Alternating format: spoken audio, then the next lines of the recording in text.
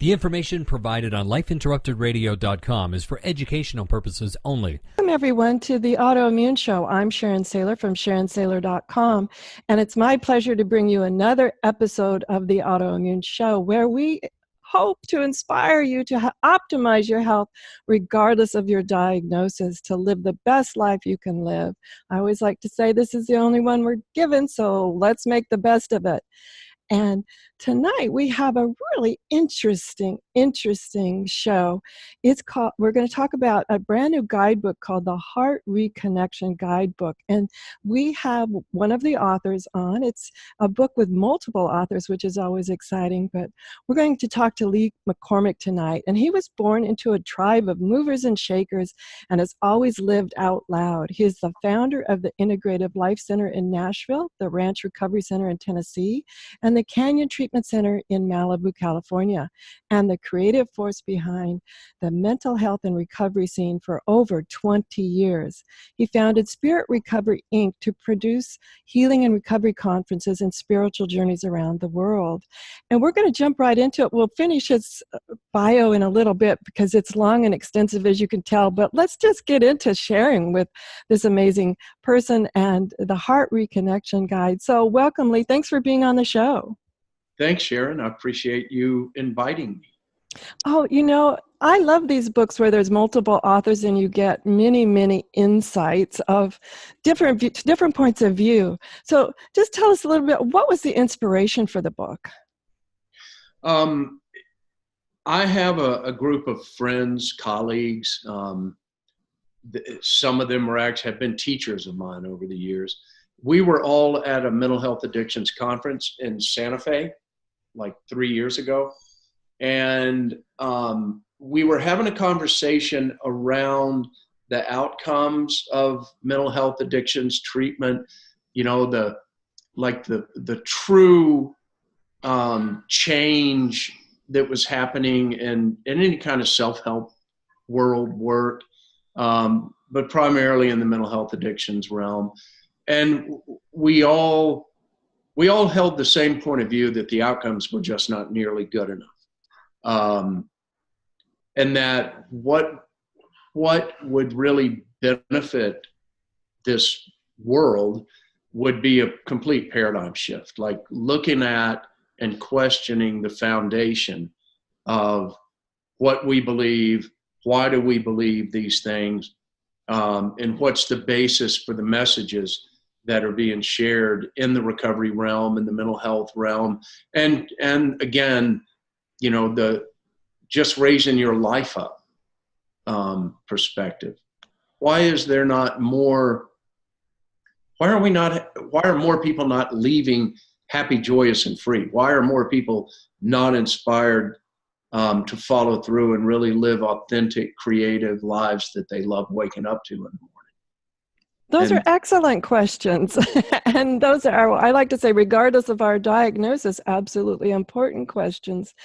As you began to uncover with the conversations you had with your co-authors, what are a couple of the things that really jumped out at you was why aren't people leading these joyous lives regardless of what's going, I'll say, of their diagnosis? And what are some things that really jumped out at you? There were a number of things, and they're all interconnected, of course. One of the biggest issues that we face is really anchored in our culture. And that is that we have been taught growing up that if we have an issue, that the way to find a solution to our issue is to find an expert, a quote unquote expert, go to them for the answers and just accept whatever they offer you because they know and you don't, right? And this is true in the medical healing aspect. It's true in the mental health aspect.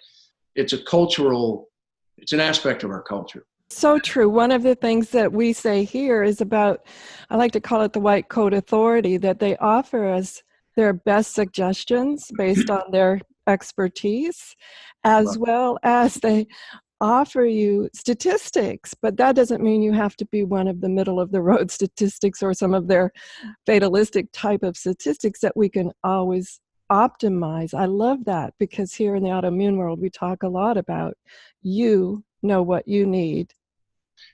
The work I've done in the mental health addictions world has been about bringing people's awareness to the truth that I don't care how many experts you go to or how many other people give you an answer, you are always responsible for your choices, and that you're the only expert in your life, and you're the only one that has that direct connection to spirit, to creator, to that inner wisdom, to your own heart and spirit. You're the one that lives with that relationship, and that relationship ultimately is the clearest source of awareness in our life, right? In our choices.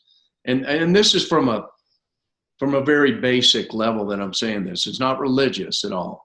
You know, what I'm saying is that our body knows, and that if we have a deep abiding relationship with the wisdom of our body, that there's a whole other perspective available to us. There's a greater sense of awareness available to us through our body. Absolutely. If we just stop and listen for a moment, sometimes getting silent can be difficult. Do you have some tips on helping people tap into this greater wisdom that I have found has led me to optimize on my autoimmune experience here? Well, you know, that's a lot of what the Heart Reconnection Guidebook addresses, is that the wisdom of the body, the wisdom of the heart and the soul, it's rarely ever a voice like the thoughts in our head are a voice. You know, you have a thought, you hear yourself thinking it, correct? Or someone else's voice. Exactly. From my past, it's a school teacher or a past mentor. Yeah, it's on the hard drive of our mind. Yes. Right? Our mind has been recording our whole life's experience, and our mind's been programmed with all this knowledge and all these beliefs and all these points of view.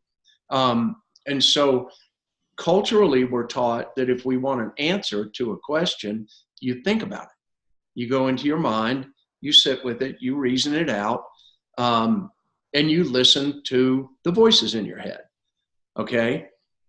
When we drop down into our heart and spirit, we drop down into that heart-centered relationship to ourself and our body, the answer is much more of a feeling. It's an intuitive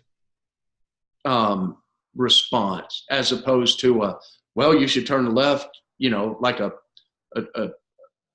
Google driving down the street response of take a left and then a right. It's an intuitive hit, and you get a feeling about it. You know, if you're eating a food that's not really good for your body, you can feel it if you have developed the ability to keep your attention and your awareness in your body. So it's shifting the nature of our relationship with our attention, literally. So when my mind is talking to me and I'm having a lot of thoughts, when I first got into this level of work on myself, when I was having a lot of thoughts, my attention naturally just went straight into my head. And I was listening to what I was thinking, and I was focused on what I was thinking. Well, I had no idea that was just an automatic. I love that, just an automatic. That is a great metaphor for it. Yeah, that anytime my head had something to say, my attention went right to the voices in my head. So one of the practices in the Heart Reconnection book, it guides us into learning how to shift our attention, that my mind can be going, wait a minute, we shouldn't do this. We're supposed to do this and this and this. Just because the voices in my head are talking to me, it doesn't mean that I give them my attention. It's kind of like having kids in the back seat of the car. Just because they're fighting back and forth, or they're laughing, or they're talking to each other, you don't, as the driver of the car, necessarily give them your attention. Your attention's on the road in front of you, right? Well, our mind's a lot like a little kid. Our mind's like a out-of-control teenager. It yells at us. It shames us. It guilts us. It doubts us. It's talking all the time. It rolls its eyes at us all the time. Absolutely, yeah. You know, our mind is kind of like Dr. Phil. You know, it's saying, yeah, well, and how'd that work for you? you know, to develop a practice of learning to shift our attention into our body and sit with my awareness in how I'm feeling. What am I feeling in my body? It's really developing a relationship in the same sense that if you and I wanted to be friends, we would develop a relationship by spending time with each other. And we would talk to each other and we would listen to each other. And you create an energetic connection between two people. It's the same thing if I want to develop a relationship with my body. Or I want to develop a relationship with a functional relationship with my mind. I learn how to listen to my mind, but rather than living in reaction to my thoughts, my judgments, my opinions, my beliefs, rather than reacting to them automatically, I can sit back and listen and think, okay, thank you for sharing, not right now. You know, like, yeah, I know that's what I have believed before. And you know what? I'm not sure that's true. So I'm just going to kind of step back from going into that pattern of belief right now, or that pattern of reaction. So shifting our attention from automatically being hooked by our mind all the time and holding our attention in our body, it is a practice. It's not unlike developing a meditation practice. And in fact, you can do a meditation practice where you bring your awareness into your breath and into just feeling your body. And you just sit with the body and see what comes. And you know, there's aspects of this laid out in the Heart Reconnection book. So it's reframing where we're getting our information from. And really, you know, to be a truly responsible human, we would have as many sources of awareness available to us as we have within us to access. So I would listen to the knowledge in my head, and I'd listen to the experts out here in the world, and I'll take that information in. And I hold that information, but I also listen to what my body has to say. And I pay attention to the intuitive side of how it feels. How does the message from that doctor feel when I sit with that message? Right? Absolutely. I think that's really common where people just get stuck in the belief part of, oh, this person's an expert, or, you know, even my best friend's somehow more of an expert than I am about me. And we get stuck in this belief instead of taking time to examine our beliefs. That was critical. I wanted to point that out, that the difference between knowing and believing, a lot of people aren't aware of the difference. And I think that was a critical point that you brought on that I would like to underscore for our listeners here, is being aware of how we honor ourselves in knowing what we know and knowing the difference, whether it's knowing or believing. There's fear kind of underlines all of this stuff, that we've been taught so much fear in our culture growing up. We've been taught that if we don't believe the right things, we won't be okay. And if I don't get the right grades, then I won't be good enough. And if I don't dress correctly or talk correctly, or, you know, everything in life is conditional in this culture that we're born into here today. Everything is conditional. And underneath all those conditions is judgment, and judgment uses fear like a club to beat us over the head.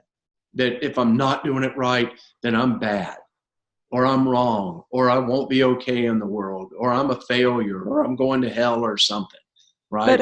But who's right? I want to point that at whose version of right.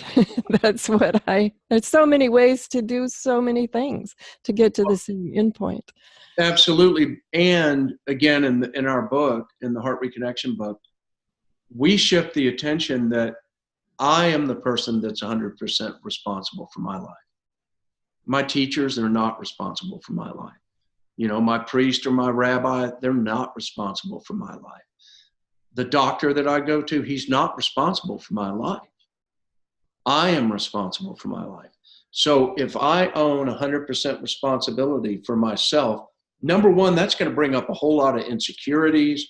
It's going to bring up old agreements about why we're not good enough, you know, old messages. It'll bring up traumas from the past. It brings up all that stuff that we've lived in our experience in this life that has undermined having faith in ourselves and trusting ourselves.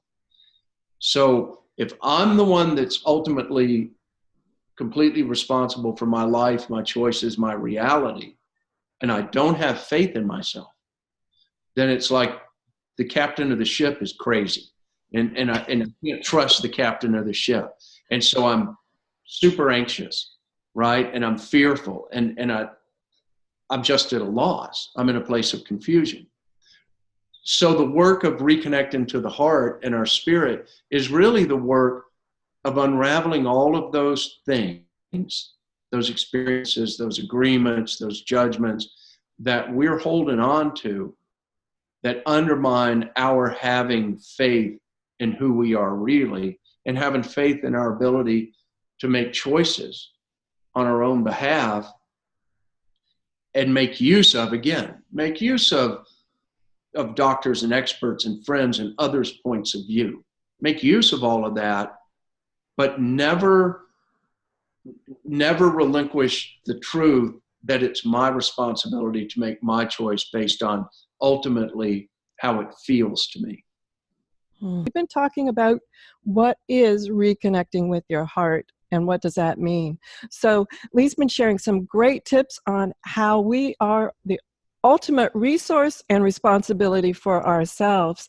And one of the things, Lee, I want to chat about is what happens when there's a chronic condition is oftentimes I hear about losing perspective. And there comes a point when, in a case of an autoimmune, I like to say, we lose perspective on when an itch is just an itch. So do you have some tips on maybe if we feel we've lost our perspective on trusting ourselves, some ways that we can begin to regain that trust? Maybe we felt like, I don't know, this diagnosis just really threw me for a loop and I feel like I got off track somehow. You know, in relation to our health, to our sense of well-being, so often the conditions that we end up with, they didn't happen overnight, right? And I don't care whether that is the development of Crohn's disease or whether that's the development of creation of an addiction or an eating disorder. It's all energy, and it's a cause and effect. It's a cause and effect relationship. And so often we had a sense that something wasn't right way back there, right? Way before what we call the disease or disease, before it manifests, we had a sense that something wasn't right. And because of the world that we grow up in, like my wife was allergic to dairy from birth, and was told that when she was, a little baby because she couldn't drink milk. But then that was kind of lost in the mix when she got to be old enough to go to, kindergarten and grade school. And because the reaction to drinking milk wasn't as bad, right? So for many, many years in her life, she continued to eat butter, and she wouldn't drink milk much, but she continued to eat dairy. Well, what she knew about her condition with the Crohn's is that it's largely based in allergies, that it's allergies that compromise the immune system. A continuous challenge to the immune system erodes the strength of the immune system. I know in my life, I developed an addiction, right? So that addiction started, I was just having fun. It was the mid 70s, and I grew up on the beach in North Florida, and kind of drugs and alcohol and Colombian airplanes full of cocaine were landing all the time on a ranch down the road, and it started out literally being fun. Well, I knew it wasn't actually good for me, right? I had a sense. I mean, this is not good for you, but you do it anyway. And that initial sense, that initial wisdom, that initial message of the body, or of our higher self, our consciousness, that's saying, wait a minute, what are you doing? Well, we just overrule that because we're not taught to honor those messages in our culture. And then you live a pattern of behavior over a number of years. Well, it evolves and manifests as something that then you've really got your hands full of this challenge, right? When you look at our culture again, there's such a victim-minded orientation in our culture. And I believe that the tendency to feel like a victim of our circumstances, again, is based in we've not been raised to live with true faith in ourselves. We've been raised to believe that we're down here. We're these weak, imperfect little beings. And for us to do right or to be right or to find answers, we need to go to experts, right? And so our faith in ourselves is undermined. And we're taught that for us to have value, we need to give our faith to the correct objects of the world, whether it's a religion or a particular diet or a program that's going to save us because we're not capable of saving ourselves, which is absolutely not true. Yeah, I like to call that the dependency model. And I always, when I'm looking at maybe a new teacher conference event, whatever it is, I look to see if their model is a dependency model. You keep coming back to us group or me expert, whatever it is, and I will give you the next chapter to continue to live. Instead of that concept of teaching you to fish or giving you a fish is where I go with when I'm looking at learning new things. Yeah. Well, and it gets complicated, because again, so many of the people that end up being the experts, well, they became an expert because they were just trying to create an external value for themselves so they were good enough in their life. Well, they give all this time and energy to gathering all this knowledge and doing whatever it is they've done that's raised them up to that level of knowledge and awareness, and now they're a doctor, say. Well, their personal good enough is vested in them being a doctor. If you take the doctor away, all of a sudden they're insecure and lost and don't know who they really are. So it's a complicated reality that we live in this regard. Whereas if we should shift our attention and the focus of our life back to that innate inner knowing, and we focus on developing a relationship to our heart and spirit, and we call it recapitulating, but you work back through the choices that you've made and you start looking at, what I knew 10 years ago that this was an issue, and I knew that I shouldn't eat this, or I shouldn't drink that, or I shouldn't work out so much. I knew that this was not good for me. And we can unravel the series of events just from a cause and effect place, not from a place of judgment. And of course, as we unravel our life and go back to maybe the root of where this came from, we're gonna judge it because we've been programmed to judge. We've been domesticated to judge. So that provides an opportunity for me to intervene on that voice in my head that always wants to judge me. And for me to say to that, when that voice says, well, you're an idiot, you shouldn't have done that, and you knew better, and you were wrong, and now you're suffering for it. I can look at it and say, you know what? That's not true. I didn't know at the time. I had a sense that it was wrong, but I'm not indulging in this argument with myself, over judging myself. What I'm going to do is own where I'm at now and own the choices that I have now in the relationship that I'm going to live with this issue that I'm facing. So it's my issue. It's not somebody else's. And how I choose to live in relationship to that issue is going to determine the quality of the life that I'm living. And am I going to make that issue the overwhelmingly dominant force in my life? Or am I going to take care of myself, do what I need to do to support my healing? And also at the same time, when I feel good, I'm going to go live my life. I'm going to do what I want to go do. I'm going to create outlets for myself that I have a passion for. So it's avoiding the rabbit hole, which the rabbit hole is almost always the victim, our victim consciousness. Of being defined by our diagnosis. Too many times you walk into autoimmune type situations where people will say, so what's your diagnosis? As if that's who you are. instead of an experience you're going through at the moment. It's fascinating to me, the labels that others use and that we use with ourselves to keep ourselves confined, to keep ourselves small. That's completely congruent in the mental health addictions world. You know, like in AA, my name's Lee and I'm an alcoholic, or my name's Lee and I'm an addict, or I'm a codependent, or, you know, my name is and I'm a. Well, the truth is, my name's Lee and I'm a human being. That's the truth. I created an addiction for myself. I was not the addiction. The addiction was the issue that I was dealing with, that I had created not knowing any better, right? Well, it's a good opportunity for everyone to really look at what is the message that I continue to give to myself.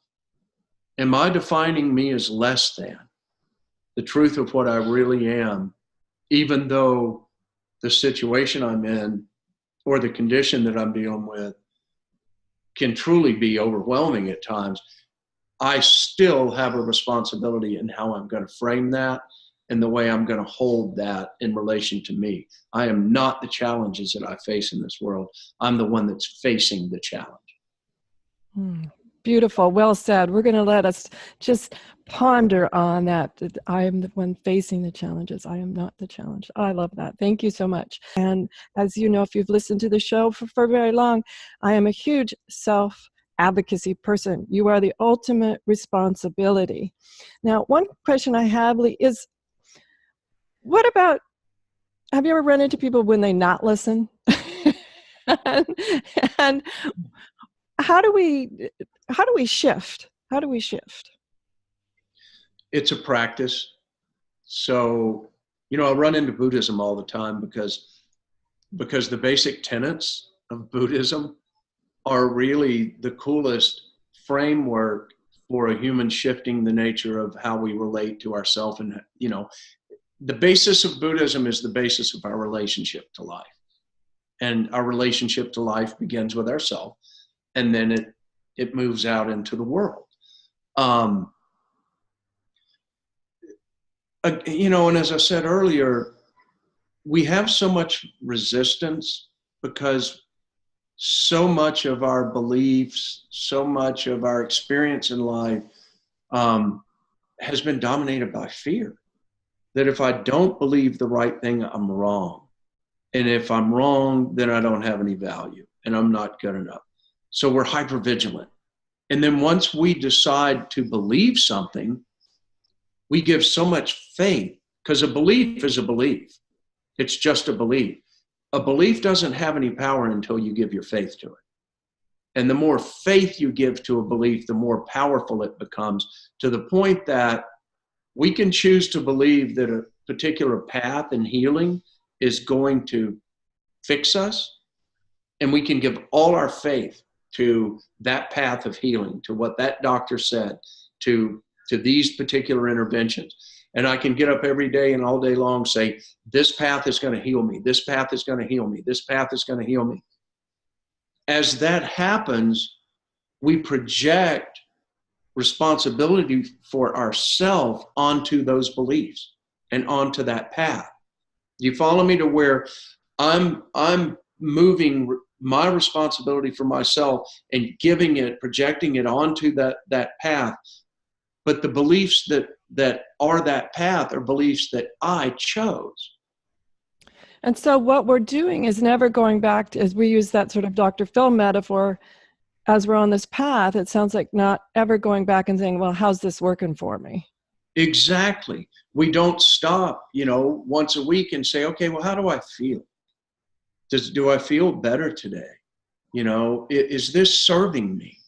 Is this serving me?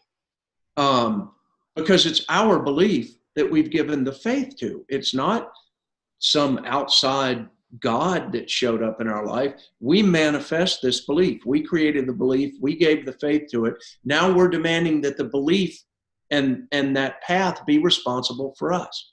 Well, the path that I'm on is never responsible for me. I'm always responsible for me. And I use the path to support me. I used this series of choices to help me, to heal me, to raise me up, to call me out. And so it's always challenging, and it's really, for me, the key to our self-awareness, to raising ourselves up. The key to it is recovering faith in ourselves and owning our choices and learning to live in relationship to everything we're doing to try and help ourselves, and to break the pattern of judging it as wrong or right or wrong or good or bad, and just realizing that this particular diet is a cause and effect. And because I'm eating this way, do I feel better? And we have to give things time also, because in the context of healing, healing takes time. So if you didn't get here overnight, you're not going to get out overnight. Right. And again, culturally, we run into our culture, which our culture demands immediate gratification. I would rather take a pill to relieve the symptoms immediately than I would have to change my entire diet and eat food I don't particularly like that very likely might completely heal my condition if I'll eat that way for the next 6 months. No, right? Absolutely. And I like to point out, I did have some medical intervention at the beginning of the diagnosis because I needed to quickly stop the progression. And then once that was stopped, able to walk on a new path and make new choices and do new discoveries. Because oftentimes a diagnosis can come it seems like it comes out of the blue. As we've been talking, it doesn't really come out of the blue, but it can be that moment where you have to make a choice, where Absolutely. it's absolutely critical to survival to make a choice. And I want to point out, as what Lee's been saying, is you're not stuck in your choices. One choice doesn't mean that it has to lead to the next quote unquote obvious choice. You're allowed to make different choices as the wellness, as the healing and optimization progresses. Absolutely keep your eyes open for multiple choices. And it's really important what you said, that you use the medical intervention on the front end because you needed that intervention. So we take in all of the information and all of the options available to us, and then I own the decisions that I'm making, and I maintain responsibility for my outcome. I don't try and make the script the doctor wrote me, I don't make the medicine responsible for my outcome. I'm going to hold responsibility for myself, and I'm going to check in with myself. One of the tools in the Heart Reconnection book that's really applicable to all of us as humans is journaling. If you'll keep a journal every evening and just journal on your day, there's some guidance in the Heart Reconnection Guidebook around this, but especially if you're in a transition period in your life, any kind of transition period, if you'll journal at the end of every day and reflect on that day, reflect on whatever specific area of your life you might really be working on, and you're tracking how you're feeling, your sense of self, your sense of well-being, whatever your particulars are.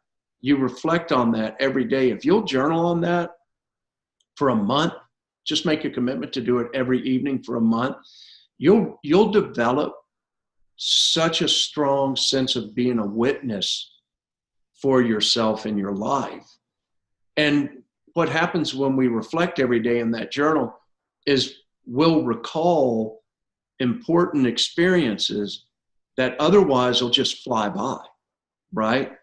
If I don't bring my attention back to my experience of today, then the experiences of today largely just go right by me. And I'll miss a lot of nuance that's important. Oh, that's so true. One of the things I love to do in my journaling is I always write about today on the right-hand side of the page, leave the left-hand side of the page blank. And then I go back after a month, 2 months, 3 months, it can even be a year if I'm really stuck on something. And I reread, and on the left-hand side, I write what's changed. Because that way I can see my patterns. I begin to see, oh my gosh, this too shall pass. This thing that felt permanent this day on the right-hand side, 3 months later, is something completely new and different as I write down what's changed on the left-hand side of the page. And I always date it so I can reflect back and go, okay. And to me, as I progress through the healing experience of the diagnosis, gosh, when you first get that diagnosis and everything seems to be falling apart, and I like to say the body was not cooperating at that time, it didn't feel like, it felt like it was going to be forever. It really did. Sure. But now going back and reading and going, okay, wow, I really was, whoa, I was there. That was pretty deep. And I can look back and right now, and it reminds me, I can see my patterns and see that, yeah, this too shall change. Yeah, and you develop a whole deeper relationship with yourself and with your body, because we're not our body. I'm not my body. I'm the consciousness, the spirit that gives life to my body. You know, when I leave my body returns to the earth again. All the elements that make up my physical body came from this earth, right? So my body returns to the earth. Well, I've had enough experiences to know that I'm not going to die when my body dies. I go somewhere else. Now, exactly what that looks like, I can't tell you, but I do know there's a something else. And I'm not really worried about the something else, because I got my hands full just taking care of right here, right now. That's my job. You know, we humans are funny. We get in all these crazy arguments and wars and all kind of stuff about God and the afterlife, and we can't even clean up our room here on earth. So I'm like, first things first. Yeah, that's so true. So true. And I like the first things first too, though, about our healing and our optimization is being able to unwind how we got here and begin to then rechart a course that will lead us into a different solution, a different direction. I think that's critically important, is understanding. And as Lee mentioned, this idea of understanding without shame, blame, guilt, or judgment. It's really important. And, you know, the other thing is, an aspect of what we're doing is shifting the legacy that we inherited. And we're shifting that legacy because we're changing the base agreements that we have with ourselves about who I am, about my ability, about, you know, the power that I hold to create the life that I want to live, about the power that I hold to heal myself through the choices I make. The choices you've made in your healing was you using your power of choice to serve you, you know, in the highest sense. And so anytime I think a person steps into a healing path of any kind, all the people around us, you know, beginning maybe with our children or spouses or close friends, all the people that are witnessing the nature of how we shift in our relationship with ourselves, and we take that responsibility and we start making choices for our healing, and we make that the priority in our life, it changes the dynamic of the people around us too. And it can be a very subtle change. It may just be the energetic of it, but especially with our kids. So for a parent to be in a healing process, to own their place, to own their choices, to undo the temptation of being a victim of your circumstance, and to be in a place of power and grace with yourself, and to model that, our children see every bit of that.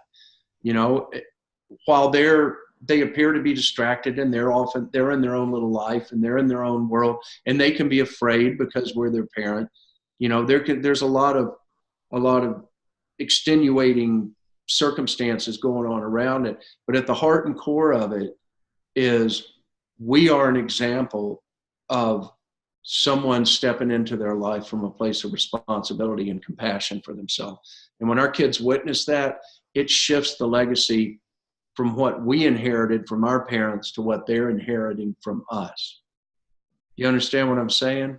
Oh, absolutely. I think it's critically important how many times that I, myself included, when I was raising my children, would make conscious choices. Okay, this is the way I was raised, and that didn't really work for me. I'm going to do it this way. And that changes the legacy of the entire family line when we're able to come. And I think it's powerful. My kids are grown now, but I know that they have mentioned to me things that they've seen in me as I've gone through my recovery healing experience from the autoimmune condition, that they comment on things about the strength and the perseverance and things that I'm still teaching them as they're adults. And Well, I find that powerful. It keeps me motivated. It really does. well, it's such a gift. I mean, that lives on in our epigenetic imprint. So that's carried forward for several generations. And a lot of the things that we're healing are also multi-generational. So it can go back 7 generations. We are all connected. And when we step into a place of responsibility and compassion for ourselves and awareness for ourselves, and we take 100% responsibility for how we're living our life and holding our life, it raises the bar for everybody that's connected to us. And it's not easy. And we have to learn how to do that, right? It's like we're, in a sense, reparenting ourselves from a place of awareness as opposed to being parented just from the legacy that our parents inherited and then passed on to us. So and I always like to say it's okay. It's kind of a messy process as we're reparenting ourselves, and it's okay. Well, what's the other choice? Exactly. Never do it. No, I don't want to say never. Oftentimes I'm like, okay, well, let's plan B. Or that was just a practice run. Yeah, I mean, the other choice is to just be miserable. Yeah, we can do better than that. Absolutely. Absolutely. Well, gosh, Lee, we're just down to the last 6 minutes here. Time flies when we're having great discussions. Tell us more about the book. Who were some of the co-authors and some of the things that stood out for you, and then how we get your book and more about you? The Heart Reconnection Guidebook, the co-authors are an amazing lady named Mary Faulkner. Mary and I co-wrote an earlier book called The Spirit Recovery Medicine Bag. Mary's just fantastic. She's a therapist. She's brilliant. She's an amazing teacher. And then Joan Borisenko. Joan's written, I think, 15 or 16 books. Actually, Joan's last book was, oh my gosh, it's a plant-based diet book. It's a fantastic healing book. Joan is a PhD. She was a PhD cellular oncologist at Harvard, and then in the 80s, during the AIDS epidemic, went back and got a PhD in psychology because she was so inspired working with all the AIDS patients that were dying in the 80s and their relationship to faith and spirit and how their point of view on life drastically altered their outcome with that disease. Joan's an amazing person. And then a man named Will Tagle that lives in Wimberley, Texas. He's a PhD psychologist. And Holly Cook, who I work with at the Integrative Life Center here in Nashville, our recovery program. So everybody's got a bunch of initials after their name but me. So I found that initials don't always make the person. You know what? I'm the renegade guy who instigates all of these projects because I don't know I can't do it. Oh, well, I think it's obvious that we're all here for our own specific purposes. So how do we get a hold of how do we find the book? Where do we find it? Well, the book is available on Amazon, of course. It's published by HCI Books, but Amazon, you can order it from the spiritrecovery.com website, and you can also order it from our website for our mental health addictions treatment program, the Integrative Life Center. It's integrativelifecenter.com. And Barnes & Noble also has it. So if you have a local bookstore, go order it from your local bookstore. Support them. That's important. No, it is important. I love supporting especially our independent bookstores. You might have to wait a day or two, but you can always get it and support the local people as well. That's awesome. So any final thoughts before we have to go, Lee? Gosh, we inherit a lot of stuff when we come into this world, and we have a choice in whether we let that define our experience here. We're really amazing beings. We humans are amazing, and we have so much more to us than what we've been taught to believe, and if we're willing to step up and raise ourselves up and to ask for help and to own our life and our choices and our place here, we can create heaven on earth if we would choose to do that. So, have faith in yourself. You can do it. Beautiful. Well said. Perfect place to end our interview for right now. And we've been talking to Lee McCormick, one of the co-authors of the Heart Reconnection Guidebook. And we'll have a transcript of the show over at understandingautoimmune.com. So go over there and be sure and sign up for that. You'll be able to watch the video. If you're listening to the audio, the video is up on YouTube. If you're watching the video, pop over to understandingautoimmune.com if you want to listen to the podcast as well. See all the other episodes, 200 plus episodes of Understanding Autoimmune that we have available there as well. So have a great week. Whatever your adventures, join me next week for another episode of the Autoimmune Show. And everyone, go make it a great day. Enjoy. The information provided on the Autoimmune Hour, Understanding Autoimmune, and Life Interrupted Radio, including the websites understandingautoimmune.com and lifeinterruptedradio.com, plus social media, is for educational purposes only. What you read, hear, and see on the Autoimmune Hour, Understanding Autoimmune, and Life Interrupted Radio, and its websites and other media outlets is based on experience only. The information should never be used for any legal, diagnostic, or treatment purposes. Always seek sound legal, medical, and or professional advice regarding any problems, conditions, and any of the recommendations you see, hear, or read here on the Autoimmune Hour, Understanding Autoimmune, and Life Interrupted Radio.